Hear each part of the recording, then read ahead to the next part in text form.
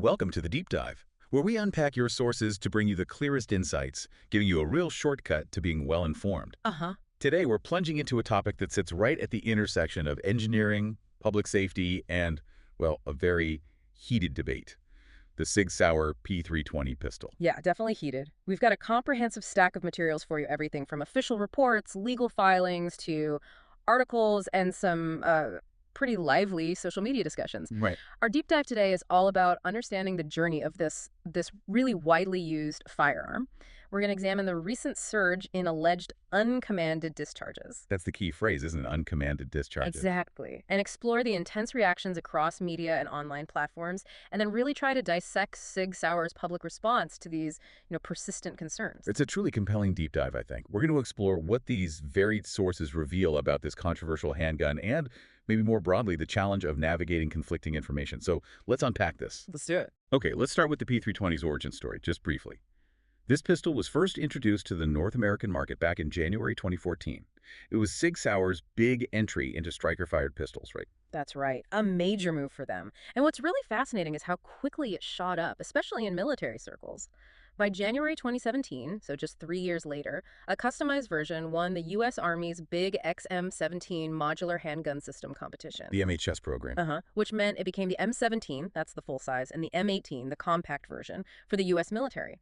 And just a few months after that, May 2017, the Army confirmed the 101st Airborne would get it first. Wow, first deployment. Yeah, with plans for up to 421,000 of these weapons across all branches. Basically, it was set to become the new standard sidearm. Huge deal. But this really rapid ascent, becoming the military standard, it hit a snag pretty early on, didn't it? It did, almost immediately, really. By late July 2017, these early production models faced serious scrutiny over a drop safety issue. The drop test failures. Exactly. Independent tests showed that if you drop the pistol at a very specific angle, like if the back of the slide hit the ground just right, at about 33 degrees, it could potentially discharge. Oof. Yeah. Some independent tests, like one from thetruthaboutguns.com, they reported something like a 40% drop firing rate in their specific trials. Yeah. Pretty alarming stuff. Yeah, definitely. So, given that public safety concern, what did SIG do? Well, on August 8th, 2017, SIG issued what they called a voluntary upgrade program. Now, importantly, they didn't call it a recall. Right, an upgrade. What did that involve? It was an enhancement to the operating system. Key changes included things like a lighter trigger, a lighter striker, and a redesigned sear. Now, the sear, for those maybe less familiar, it's basically the part that holds the striker back until you pull the trigger. This new sear had a secondary safety notch. Plus, they added a mechanical disconnector, which, just ensures one shot per trigger pull. SIG's VP of Consumer Affairs at the time, Phil Strader, he emphasized that the original P320 passed all the industry tests, but these upgrades would take, and this is his quote, an already safe pistol and made it safer. Safer. So the company line was improvement, enhancement, not fixing a defect. Is that fair? That's precisely their position. They consistently said the original P320 met or exceeded all the industry safety standards that existed at the time. Okay, so let's fast forward. That was 2017. Now we're hearing about problems again. Despite that upgrade, reports of uncommanded discharges, and let's be clear, this means the gun firing without the trigger being pulled, sometimes just sitting in a holster, these reports have continued, and some sources say they're increasing. This is where it gets really messy, isn't it? It really does, because now we're talking about incidents after the upgrade. One of the most recent, really high-profile ones happened in July 2024.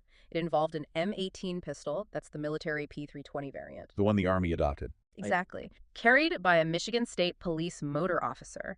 And this pistol reportedly went off uncommanded discharge while it was still holstered. And crucially, this happened in front of multiple witnesses. Wow.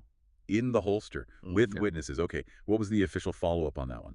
Well, there was an FBI ballistic research facility report. It was dated August 2024, but it only became public knowledge in July 2025. Right. Now, the report's overall conclusion was technically inconclusive, but this is a big but. It noted something pretty significant. The striker safety spring shifted during one of their tests. The striker safety spring. So part of the internal safety mechanism. Yes, exactly.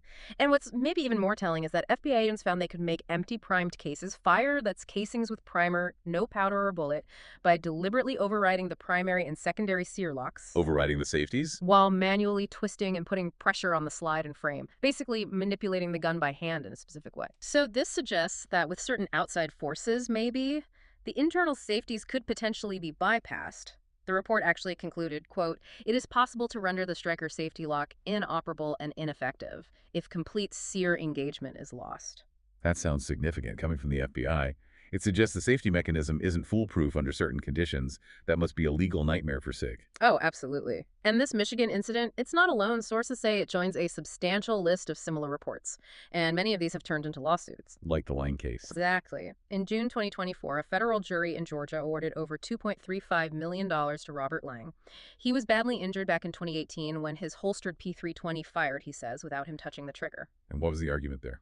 His lawyers successfully argued the pistol was defectively designed specifically because it lacked a trigger safety tab, like you see on Glocks and many other striker-fired guns. That little lever in the trigger face. Right. Lang's attorneys also mentioned they've filed over 60 similar cases, with maybe 24 more waiting. Their core argument is that the P320 is kind of unique among popular precock pistols for not having that external trigger safety or a standard manual safety. Precock just means the striker is mostly tensioned already. So it needs robust safeties. Precisely. That's their contention. And beyond individual lawsuits, we've seen some big organizations react pretty strongly lately, haven't we? Yeah, the fallout has been quite significant. In July 2025, Air Force Global Strike Command, AFGSC, they ordered an indefinite pause on using the M18 pistol.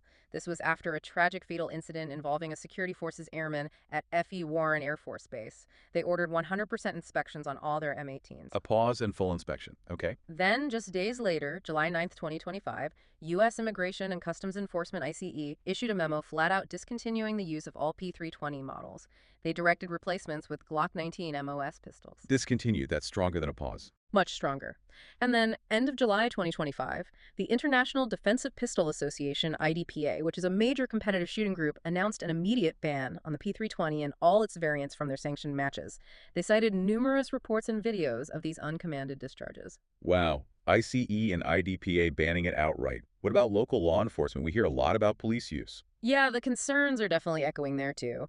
An investigation by the Washington Post and The Trace back in April 2023 found over 100 people claiming their P320 went off without a trigger pull. At least 80 were wounded. 100 people. And significantly, this included 33 officers from 18 different law enforcement agencies. And critically, many of these incidents involved the post-2017 upgrade of model. So the upgrade didn't solve it, according to these reports. That's what these reports suggest. As a result, several police departments like Milwaukee, Dallas, SEPTA Transit Police, and Filler, they've already pulled the P320 from service. The Wisconsin Fraternal Order of Police recommended a ban way back in September 2022, and even training groups like the National Law Enforcement Firearms Instructors Association and the Washington State Criminal Justice Training Commission have banned it from their ranges. Okay, so you have lawsuits, major federal agencies pulling back or banning it, police departments dropping it, training groups banning it. What's the vibe online, and how is SIG Sauer actually responding to all this? Well, online, as you can imagine, it's incredibly polarized. Go on Reddit or forums, you see really intense concern. Some users are making, pretty dark jokes, like treat every gun like it's a P320, or suggesting you could throw it on a table if you ever need covering fire. Ouch. Yeah. Many people say they just don't trust their P320 for carry anymore, maybe just use it at the range. There's also a huge debate about that FBI report. Some see it as clear proof of a design flaw. That the safety can be defeated. Right. Others argue the FBI tests were unrealistic, deliberately designed to make the gun fail in ways it wouldn't normally. So a lot of noise, maybe some confusion, definitely division. Totally. You see, claims the FBI report proves the internal safety isn't reliable. There's talk about the manual safety versions too. One user pointed out that even the manual safety on the California model apparently doesn't block the sear itself, so maybe it doesn't fix the root issue if the problem is related to sear engagement. Interesting technical point. But then you have loads of P320 owners defending it passionately. They'll say, I put thousands of rounds through mine, dropped it, carried it daily, never had an issue. They often chalk the reported incidents up to user error. Like what? Improper handling, maybe using the wrong kind of holster that could snag the trigger, things like that. Some absolutely insist the gun cannot fire without pulling the trigger based on their own experience and understanding. Okay, so a real split online. Now, amidst all that noise, the lawsuits, the bans, what is SIG Sauer's official unwavering position? Extremely firm. Their public statements are unequivocal. They say, quote, the P320 cannot, under any circumstances, discharge without a trigger pull that is a fact. Full stop. A fact, they say. Yes. They emphasize that the pistol undergoes rigorous testing by military and law enforcement all over the world, proving it's safe and reliable. And they maintain it meets or exceeds all industry safety standards, including those very tough U.S. Army requirements. Okay, but how do they explain the incidents, the videos, the wounded officers? The lawsuits. They attribute any verified incidents, the ones they acknowledge happened, to external factors. Things like, again, improper handling, incompatible equipment, i.e. holsters, trigger access vulnerability, or a lapse in firearm safety. Crucially, they say it's not due to any defect in the P320 itself. So it's always something else, never the gun's fault. That's their consistent message. They claim they've never been able to make a P320 fire without a trigger pull in their own extensive testing. They state that no one, not even the plaintiff's expert witnesses in lawsuits, has ever been able to show how a P320 could discharge without a trigger pull without intentionally disabling the internal safeties to simulate a trigger pull. Basically, they're saying you have to break the gun first to make it fail that way. What about the court cases they lost, like the Lang case for $2.35 million? Well, from SIG's perspective, they highlight that many lawsuits have been dismissed in 12 different federal district courts, they say. They also point to a specific case, Y v. SIG Sauer Inc., where they won with a unanimous jury verdict. Okay. They acknowledge the Lang verdict, and another one, Abraham's, went against them, but they challenge those outcomes. They argue those involve user negligence or conflicting stories about whether the trigger was actually pulled. Their defense consistently aims to prove any discharge was user-induced. It's a very strong counter-narrative. But, I mean, it feels like some of the recent news directly clashes with their position. There seems to be a real disconnect. And this is where trying to figure out the truth gets incredibly difficult for anyone watching this. For example, SIG Sauer put out a press release in July 2025 saying the Army, Marines, and Navy were all sticking with their pistols. They even said ICE had extended its contract for another 2 years. Wait, but didn't you just say ICE issued a memo banning the P320 in July 2025? Exactly. That's the conflict. We have sources clearly reporting an ICE ban and SIG announcing a contract extension around the same time. It's confusing. Yeah, how does that work? It's unclear how both can be true unless there are nuances not being reported, maybe different parts of ICE or timing issues. Similarly, SIG announced in July 2025 that Michigan State Police had adopted the P320 M18. The same agency whose officer had the holster discharged that same month. The very same. And on top of that, SIG is fighting back legally against the bans. They actually sued the Washington State Criminal Justice Training Commission over its decision to ban the P320 from its ranges. They called that ban unnecessary, unprecedented, not well-grounded in fact or law, and harmful to SIG Sauer.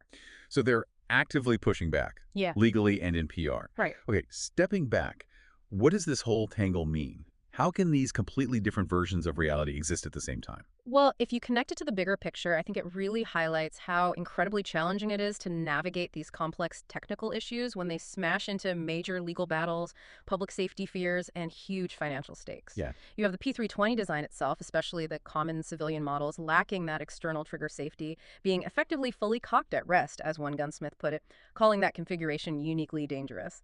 That design reality seems at odds with SIG's blanket assertions that it meets or exceeds all safety standards without needing those features. And yet, despite all the controversy, the lawsuits, the bans, the scary headlines, sources indicate P320 sales were still strong in 2025. Really? Even with all this? Apparently so. Some gun sellers were quoted saying things like, "Only haters bring up the controversy." It suggests that for a significant portion of the market, either they don't believe the reports, they trust SIG's explanation, or perhaps the gun's other features outweigh the perceived risk. It just shows how deep the divide is in perception and trust. This deep dive into the SIG Sauer P320, it really paints a picture of profound complexity, doesn't it? You've got this incredibly popular firearm, trusted by the military, used widely by police, but it's facing these really serious safety allegations, backed by incidents, lawsuits, and now significant organizational actions, alongside this fierce defense and counter-narrative from the manufacturer. Yeah, we've walked through the timeline, looked at those recent incidents, especially post-upgrade, explored the really passionate, divided public reaction online, and weighed SIG Sauer's very firm, contrasting narrative against these actions by agencies and groups. And what really stands out, I think, is just this fundamental disagreement at the core.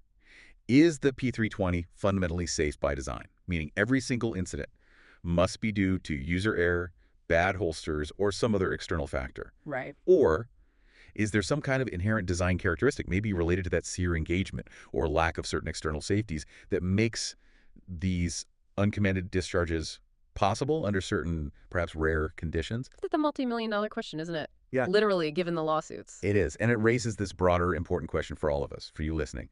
In a world saturated with information, and as we've clearly seen here, often conflicting information, how do you figure out what's objectively true? Especially when your own personal safety or the safety of those around you could be on the line. It's definitely something to mull over. Precisely. Understanding that dynamic, the clash between a manufacturer's confident stance, real-world incidents reported by users and agencies, the legal interpretations, the media spin, the online echo chambers, that's really key to critically assessing any product, frankly, that involves complex engineering and direct human use. Thank you for joining us for this deep dive. Until next time, keep digging into the details.